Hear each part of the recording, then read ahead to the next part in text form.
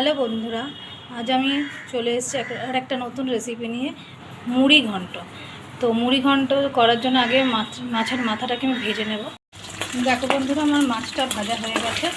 এবার মাছটা আমি নামিয়ে দেবো। মুড়ি ঘন্ট রান্নার জন্য আমি একটা বাটিতে জিরে, ধনে, শুকনো লঙ্কার গুঁড়ো, লাল লঙ্কার গুঁড়ো, কাঁচা লঙ্কা, হলুদ, লবণ, চিনি দিয়ে নিয়েছি। এবার একটু জল দিয়ে এটাকে গুলে নেব।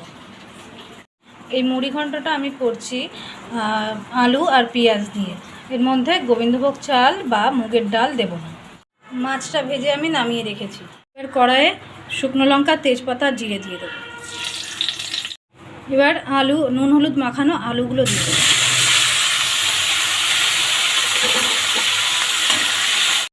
আলুটা একটু ভাজা ভাজা হওয়ার পর এর মধ্যে আমি পেঁয়াজ দিয়ে দেবো। দেখো বন্ধুরা, আলু আর পেঁয়াজটা আমার খুব সুন্দর করে লাল লাল করে ভাজা হয়ে গেছে।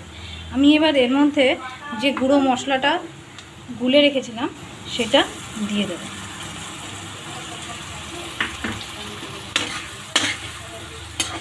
মশলা দিয়ে আলু কষাতে কষাতে আমি মাছের মাথাগুলো দিয়ে দেব।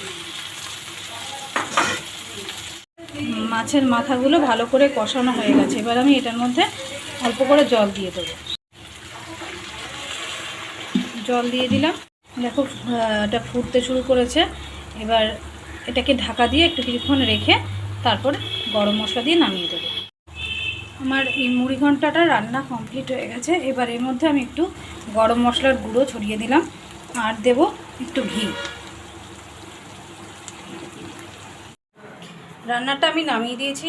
দেখতেও খুব সুন্দর হয়েছে, খেতেও খুব ভালো হয়েছে। তোমরা এটাকে ট্রাই করে আমাকে অবশ্যই কমেন্টে জানিও কেমন লাগলো তোমাদের।